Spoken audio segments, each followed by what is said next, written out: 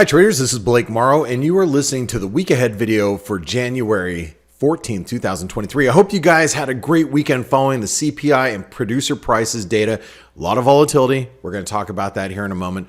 But I just want to say, if you like these videos, make sure you give us a thumbs up, subscribe to the channel down below. Also hit the bell icon so this way you are always notified when we have a new week ahead video as soon as it comes out, rather than waiting for it on social media or via the email through our weekly newsletter. Anyway, let's talk a little bit about last week. And yeah, we had CPI and producer prices released. Stronger CPI, producer prices a little weaker. You know, factor that all in, and the PCE data should come in probably, in line, slightly weaker towards the end of this month. And that's what the Fed's going to be looking for. We had a little bit of a mixed result, and I was expecting a little bit more volatility out of the markets, obviously, but we just didn't get it yet. But I don't think, if you think a breakout isn't coming, I think you got to think again. All right. There's a lot of other things that have happened this week. One of the other things that happened this week, I don't know if you guys saw this, is Bitcoin. Bitcoin released its ETF, and Bitcoin was a mover. And I'm going to take you over, because I don't talk about cryptos all the time, but I wanted to talk a little bit about Bitcoin. This is obviously an old chart. We went really past 42,000. Notice how we hit the 618 retracement. Now, again, these are the week ahead video charts. I don't update them all the time. But I want to talk a little bit about Bitcoin's ETF because, if you're out there chasing Bitcoin higher this week after that ETF ruling, you didn't read our blog, which you can find right on our website. You just go over here to blog and you can see the chart of the day was Bitcoin. Bitcoin hit that 618 retracement, and you can see it right here. When we were trading up around 48,000, I'm like, you can't be buying it here, because you think about an ETF and you think about what Wall Street was doing for the last several months. Wall Street was buying up ahead of the ETF, and now that the ETF is out, you got the sell the news, buy the rumor, sell the news. They're out there trying to sell it to everybody, and so prices probably going to come down for a little while. Now, do I think that you have to buy Bitcoin on dips? I think so. But paying it up here at the big 618. At 48,500, 48,600, I think is dangerous. And do I think there's some downside here? Yeah, I think you can probably see Bitcoin trade back towards the 40,000, if not 30,000 some odd range moving forward. So anyway, that was big news this week.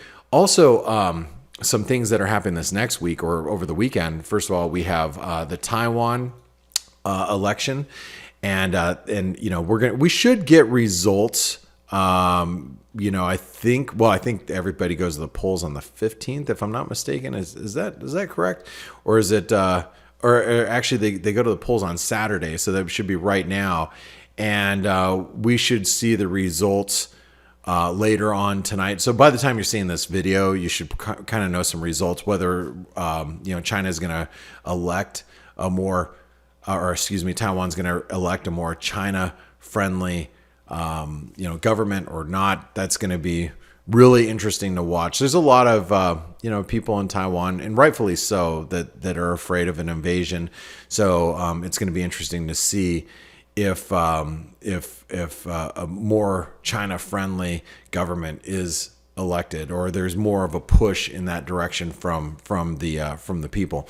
Also, one of the other things that is happening just happening this next week. Just remember, we have an Iowa caucus, and that basically, we're going to see, who the Republican. Well, we all assume that President Trump, former President Trump, he'll be he's going to take the lead in the Iowa caucus, but then you have DeSantis and Haley.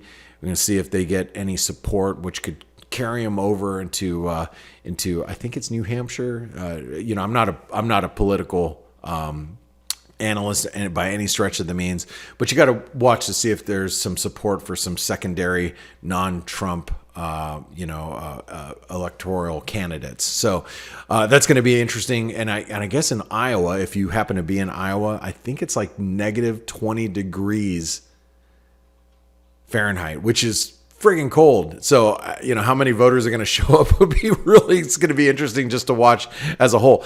A couple other things that are happening this next week as we go into the beginning of the week. We have Martin Luther King holiday. That is on Monday, and it is a national holiday. But we will be, and I want to say this closely or slowly because I want you guys to understand, we will still be broadcasting our shows, the Flow Show and the F.A.C.E show on Monday morning. And matter of fact, I'll probably end up doing the Morning Edge as well. Even though the market's expected to be really slow, some of these weekend events might move the markets a little bit because, on Sunday night, this is something else that's happening. And I know I've thrown a lot at you just to start the week, but Sunday night, highly anticipated. The People's Bank of China is going to, cut their 1-year lending facility rate to 2.25% from 2.25 from 2.5. So the market's widely expecting a rate cut in the 1-year lending facility from the PBOC. So we'll see what the market reaction is to that. How about if we don't get it? Which I think we are going to get it. I think the market's going to get that delivered to it. But how will the Aussie and the CNH respond? As soon as the market's open, that's going to be interesting as well. All right, like I said, Monday we have a holiday. But let's go into Tuesday and let's talk currencies a little bit. So as we go, and by the way, this week we have a lot of UK data coming out. All right, and what's going to kick us off is the claimant count change and average hourly earnings out of the UK. Now, I want to kind of take you into the sterling a little bit because we've been consolidating, but notice where we're consolidating at and where we're struggling intraday. And I'm going to draw this out for you. This is a 78% retracement, and I know a lot of people that trade the sterling, and there's a lot of people that trade the cable. One of our old analysts here at Forex Analytics back in the beginning, she used to say that sterling loves a 78% retracement, and we struggled there all week long. Now, does that mean that the cable is bearish necessarily? No.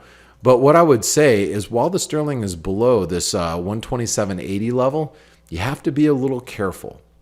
And in the event that we start breaking below some of this trendline support that comes in right around the 127 level, you can see it right here. If we break back below that, that's going to open the door back towards the 125. So I don't have any skin in the game talking the sterling. And like I said, we've got a lot of data coming out of the UK this week. I mean, on Friday we got retail sales. On Wednesday we got CPI. But those are the levels that I'll be looking at. So as you can see on this chart right here, 126.90, 127.80. And remember, when you're looking at sterling, it's not just the pound. There's obviously there's a US component to this, so we have to factor in what's happening with the dollar as well. But anyway, Tuesday morning, UK job claims or claimant count change and average hourly earnings. Now, big data coming out on Tuesday morning is going to be out of Canada. We have consumer prices is the CPI. Now, I also should mention that this week we have some earnings coming out from a lot of financial institutions. On Tuesday morning will be Goldman Sachs and Morgan Stanley. Throughout the course of the week, we'll have like Schwab, Northern Trust. I'll talk about all that as we move along. But we do have some banks and financial institutions that are going to be reporting this week that will influence like how the market, every open. It's because I think most of them are going to be pre-market earnings. And so that could influence futures as the markets are trading. Okay, going back to the dollar CAD. So here we are. We have Canadian CPI, and that will be on Tuesday. So regarding, and let me put myself off here. You don't need to see a picture with me the whole time. We are struggling again around the 134 level. Okay, so the 134 level has been very important, but what we closed above this week was closed above the 134 level. So what I have to do at this stage, because we closed above previous support, which is acting as current resistance. You have to go into more of a neutral stance in the dollar CAD, if not a bullish stance. Now, I'm, just so you all know, and by the way, you would know if you're in our trades room, if you go into our trades room here, you would know what positions I'm trading as far as the dollar CAD goes and where I'm long. But I am trading the US dollar Canadian on the long side here, and you'll notice that there's a 38% retracement. Now, if you go over to the daily chart, you'll notice that just above that is the 200 DMA. So whether you start looking at, let me just show you real quick. Let me grab the right drawing tool. The 38% retracement to the 200 DMA, I think that's pretty key resistance. It's like 134.80 or something like that, where the 200 DMA is. My last look, yeah, 134.83 roughly. This is all resistance. So if you go, intraday, you know that just above the market, even if we hit the 38% retracement, there is that 200 DMA just above it. Now we start getting above the 200 DMA. That's when we start getting exposed, a much broader move and a bigger move in the dollar CAD. Now, one of the things I do want to talk about regarding the dollar CAD is, this will be, it's also a crude play. And you notice that we had an AB equals CD or equal leg move. That's highlighted in blue here, right? We had an equal leg move take place in the dollar CAD. We completed that and we saw a reversal. Now, in the event that you start to see some weakening of crude oil, and I just did a big presentation over this weekend regarding crude. Crude, you would think would be higher with all of the risks that are around the markets. Let me pull up crude really quick. With all the risks that are around the market, you would think that crude oil would be a lot higher. And, we tried to break out of this descending trend line. You can see it right here. And we stopped at the 618 retracement, and then we just failed, right? For some reason, if crude reverses, that's going to give that dollar CAD a little bit more of a boost to the upside. So just, keep an eye, because, we have Canadian CPI. It's obviously going to be a pretty big, important data point on Tuesday. But later on in the week, we also have Canadian retail sales, which I'll come back to here in a minute. But moving along, one of the other things that's happening on Tuesday, by the way, is out of the UK, just after Canadian CPI, you're going to have Bailey, the Bank of England governor. He's testifying about the economy before the Lords of Economic Affairs Committee in London. So that could obviously have a little bit of an influence on what's happening with that sterling too. I showed you that chart a little bit earlier. Okay, now Tuesday night. Now we don't have any data coming out of Australia, but I'm going to use this as my my China proxy this week. Let's look at a daily chart with the Aussie dollar. We have on Tuesday night, which is Wednesday morning in China, we have a lot of data. All right, we have industrial production, unemployment, capacity utilization, house price index, GDP, retail sales. So just a massive data dump on Australia, on on the market on Tuesday night or Wednesday morning. So if you guys can be in front of your computers, that at that point it's going to be pretty important. Now you'll notice that I have this 6640 level highlighted. But if you zoom in, and this is a daily, so let's go to a 4-hour chart. If you zoom in a little bit, okay, you'll say, all right, well, there's a 38% retracement right here. But if you take this move from this low to this high, you'll also notice there's a 618 retracement right here around the 6660, 6650 level. So this is a really important support zone for the Aussie dollar. You can see how we probed it twice this week. So why am I showing you this? Because if the Chinese data comes in a little weaker than expected, then we're at risk of really breaking lower. Now, if we start breaking lower in the Aussie, you're going to have traders that start thinking double, triple top up here, in the markets, big failure in the Aussie. The Australian dollar is a good proxy for risk.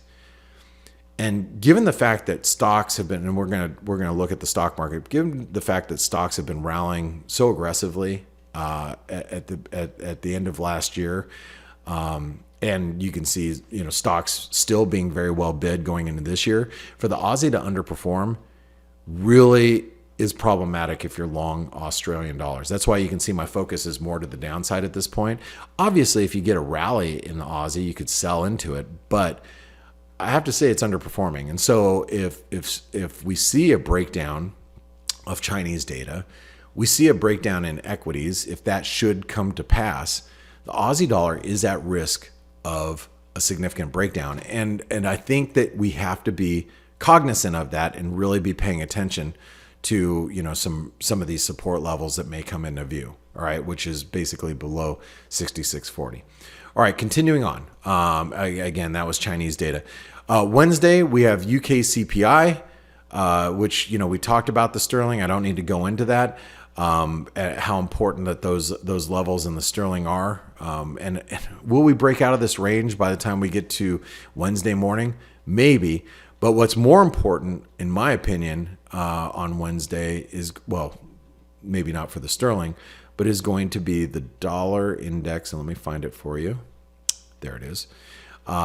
Is we have U.S. retail sales and industrial production. Now, last week, and we were talking about the inverted head and shoulder pattern, at least on the F.A.C.E show. I'm not sure if last week we talked about this, but that is the development. Now, it's not symmetrical anymore. It would have been symmetrical if we would have broke out this week. You would have seen, the breakout really, be able to take us a lot higher. I still believe that there is an inverted head and shoulder pattern setting up here in the dollar index. So on Wednesday, should we break above, and I'm giving you two numbers, okay? 101.80, which is support, is the shoulder, right? 103 is the resistance here. We break below or above one of those two levels, the dollar breakout will commence. Now, breakout or breakdown. I'm not married to either one. Right now, I am, long some dollars at the moment, but that doesn't mean that I'm going to be right, and that doesn't mean I'm going to stay long dollars if we start breaking down. Because currently, the dollar is in a bearish trend. And what's going to shift that bearish trend more to a neutral trend and near-term bullish would be a break above 103. Again, we break below 101.80, and the dollar is going to probably take a bit of a spill. Do you think there's other things that we should be looking at than just the dollar index? The answer to that question is absolutely. Because if you have to start taking a look at yields, because the 10-year yield is weak here, but if you look at some of the shorter duration yields, so let's go over to real quick and look at the 2-year and the 5-year.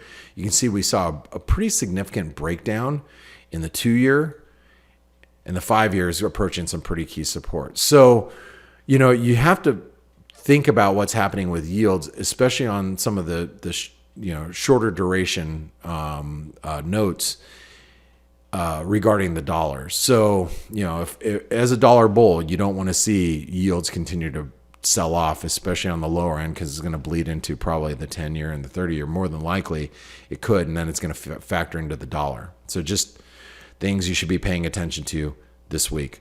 Okay.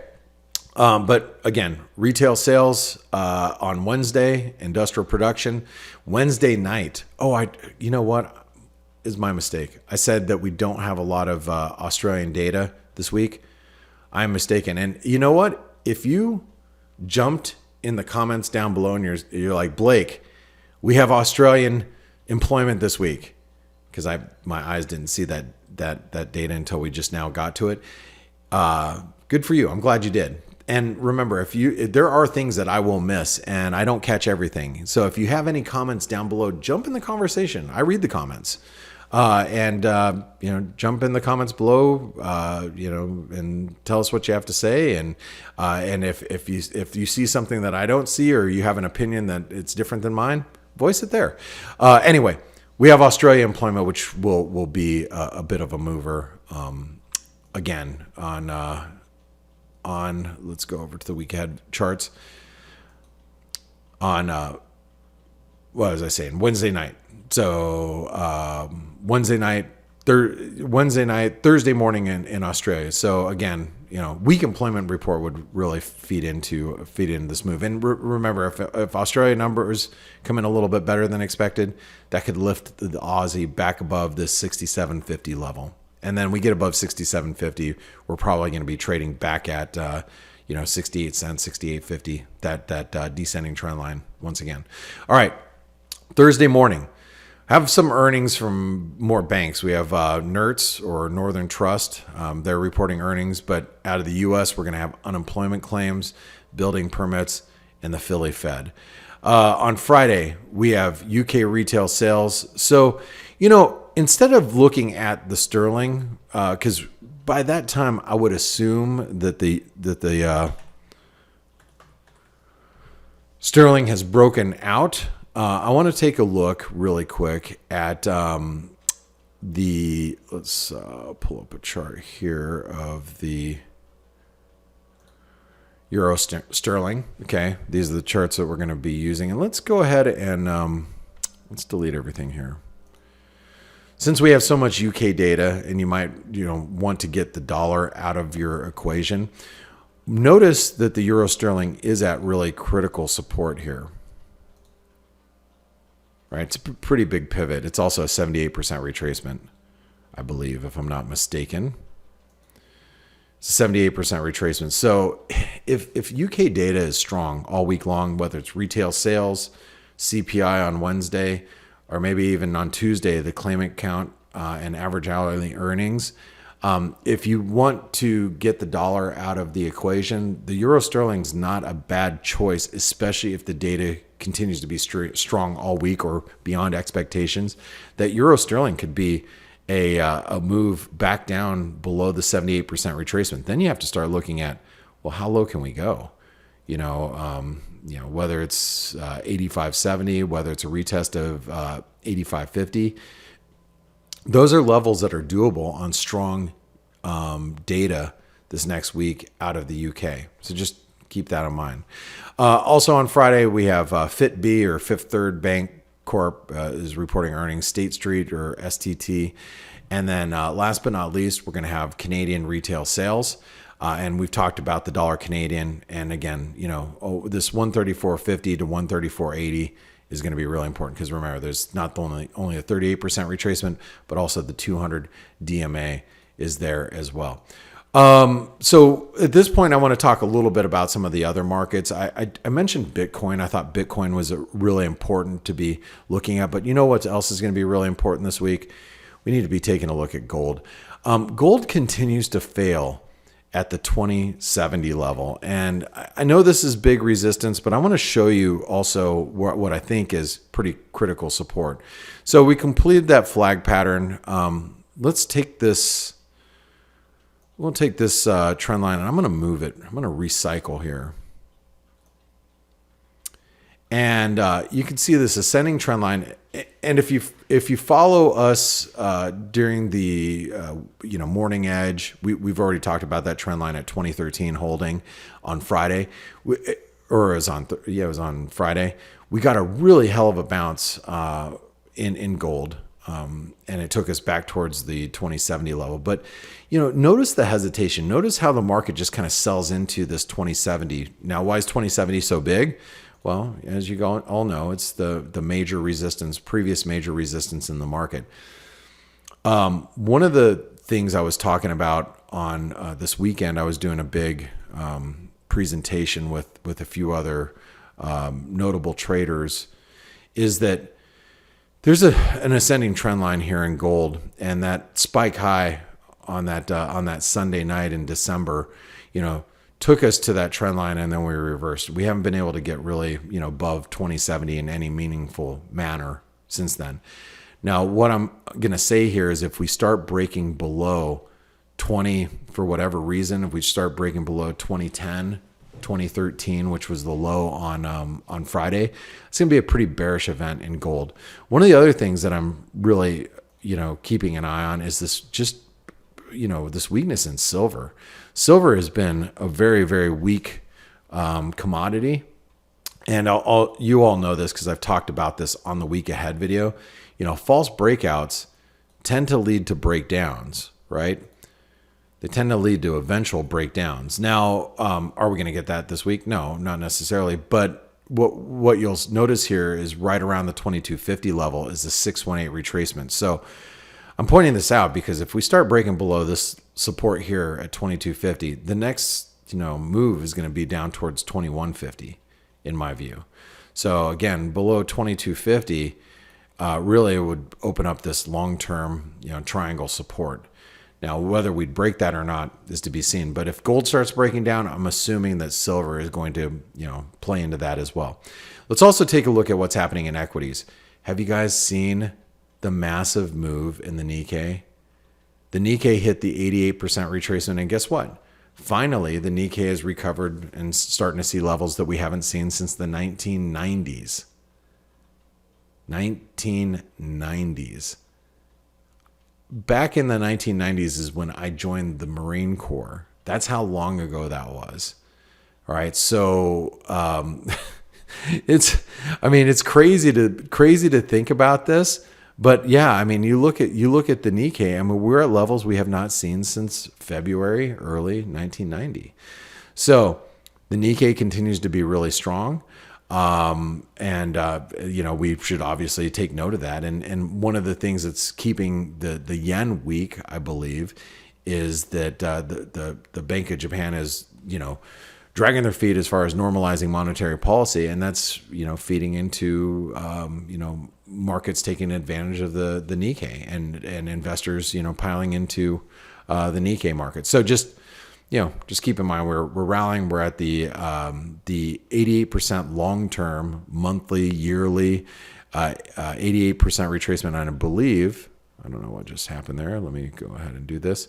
Let me go over to the daily chart, and I believe, if I'm not mistaken, we almost hit the 161% extension of the last consolidation. So lots of resistance up at these levels in the Nikkei. Now let's take a look at the S&P. What's happening with the S&P is it's extremely bullish. Dips have been very, very moderate. Now remember, the market is discounting anything that's bad. It doesn't really matter, and good news is good news. Like, for example, CPI. You could argue that the CPI was stronger than expected. Stocks, you saw them sell off, and this is a daily chart. You saw them sell off intraday, and then we rallied back. Producer prices came in weaker than expected, kept the markets buoyant. So it seems to me that right now, this is the market, and it continues to be a juggernaut. And so what I'm going to tell you here is, while we're above 4,700, there's absolutely no reason to be bearish. And to me, it seems like the markets are going to move higher, and we're going to eventually break out to the upside. Now, do I think that upside is limited? Yes. Am I still a believer that that the markets are in a longer term range? Yes. So even if we take out a new high, I still think we're going to be in a range longer term. But that doesn't mean that this week we can't challenge new highs, if not make new highs. So you have to be, open to the idea that can happen. And if you're bearish, and if you think, well, we're going to go into recession and it's going to be bearish stocks, maybe that might end up being the case. But as of right now, the stock market is holding up very well. And while we're above 4,700, I don't think there's any reason to be on the short side of equities. Okay. Especially if you look at like the NASDAQ 100, we're back at the all-time highs. Now, yes, we had a false breakout from a couple weeks back. But you'll notice that we're right back up to those levels. Could we make a lower high? It's to be seen. And then if you look at, the Russell 2000 still looks like crap. And this is an interesting market that I know we talked a lot about, going into the brand new year, how so many analysts were very bullish mid-cap stocks and not so bullish the S&P. Look, I think that the mid-cap stocks, small mid-cap stocks like the Russell 2000, they're going to get punished the worst should we see stocks move lower. And you can see the underperformance of the Russell 2000 even at the beginning of the year. So something to keep in mind. The Dow, yeah, we're right back up against our highs. So while you're above 37,000, no reason to be bearish. The Dow either. But I just gave you a bunch of breaking points that I think are going to be really important. Okay, let's talk about the best setups, of last week. And this is the point in our conversation that I want to talk about, what the setups were for last week and what the setups are going to be for this week. So while I do this, I just want to say that if you think that these week ahead videos are great and they're valuable to you, do me a favor, give us a thumbs up, subscribe to the channel so you don't miss any of these. Comment down below. That your comments help the YouTube algorithms. And you know what also helps is take a trial of Forex Analytics. It's only $1 for 10 days. Or check out the Trader Funding Program if you want to learn how to get into a funded account and you don't have like the account capital to trade a $25,000 account or $1 million account or a $100,000 account. If you don't have that kind of capital, well, you can learn how to trade those larger accounts right here without putting your own money at risk. So check out the Trader Funding Program, check out Forex Analytics. And when you get inside Forex Analytics,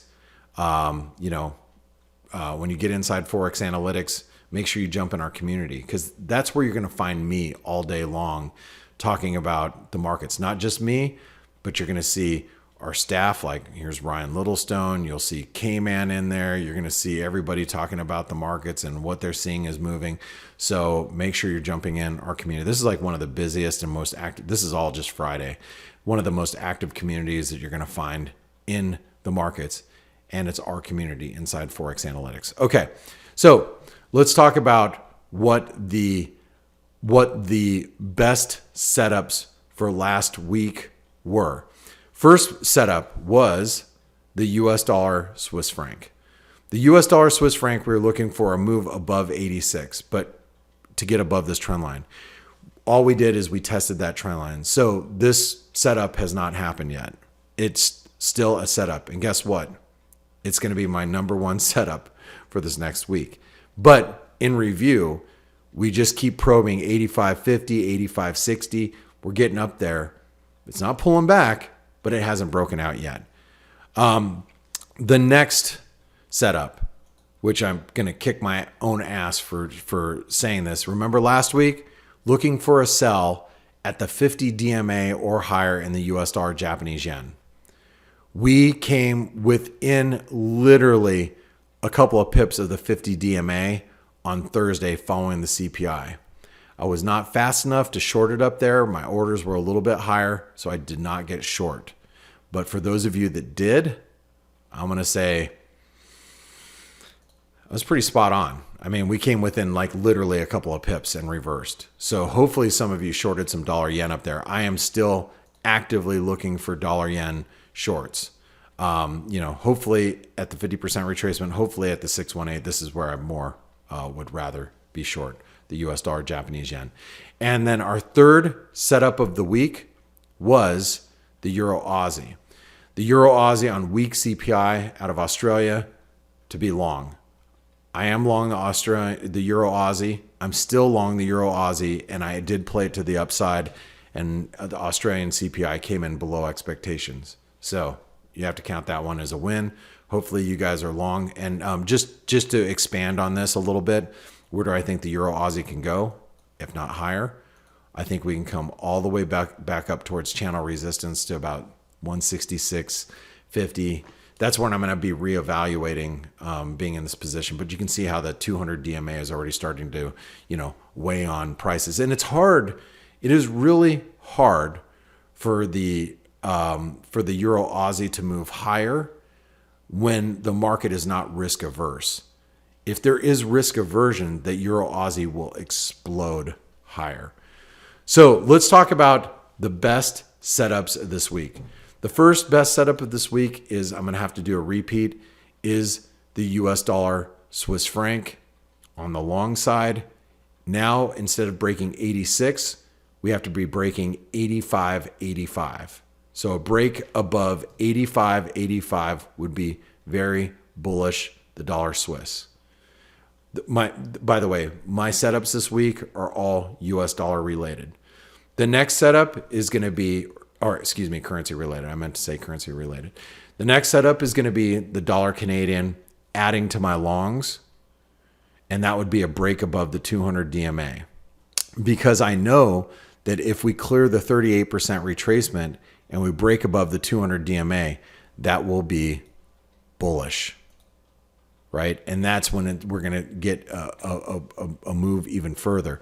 Remember, the dollar Canadian has been on our setups for literally the last several weeks. I was looking for a long below 132, and it just continued to squeeze higher. It has not given shorts an opportunity to cover, and it's not giving people an opportunity to even get on the long side. So a break above the 38% retracement, a break above the 200 DMA is bullish. All right, last but not least, let me go find it. I don't even know if I have it on this list here. Oh, I do. The Aussie Kiwi, okay? And the Aussie Kiwi has been on my radar, and it continues to be on my radar. I played it to the long side a couple of weeks ago when we were down here. I sold it as we got towards the 200 DMA, and guess what? I want to be long the Aussie Kiwi again. So on week data, week Aussie employment data this weekend, excuse me, on Wednesday. I think it's Wednesday or Thursday morning. Thursday morning in Australia. Is it Wednesday night in the US? Anyway, if we get a dip anywhere towards 106.70, you could really just say a dip below 107. I'm going to be looking for longs because this is a long-term triangle pattern, and I want to play it to the long side, on a dip below, to 106.70 basically, if we can get there, because I think that's a very manageable risk reward for longs.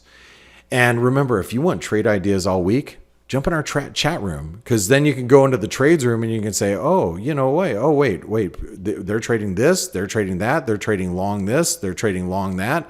So, if you want some trade ideas throughout the course of the week, just jump in the trades room. And they don't come from just me. They come from our entire team and traders inside of our community. So anyway, guys, gals, I want to thank you for spending your time with me. If you enjoyed this video, make sure you thumbs up, share it if you see us on social. I'd appreciate it. And I want to just thank you for spending your time with me. I know it's the most valuable asset you own is your time. So being here with me, warms my heart. So thank you so much. I hope you enjoy the remainder of your weekend. My name is Blake. I'll see you on the F.A.C.E show on Monday morning. See you there. Hey traders, this is Blake Morrow with Forex Analytics. Thanks for stopping by our YouTube channel. Don't forget to like these videos, share them, and subscribe to our channel so you don't miss any of the content that we provide here for free. Thanks for stopping by. I'll see you in the next video.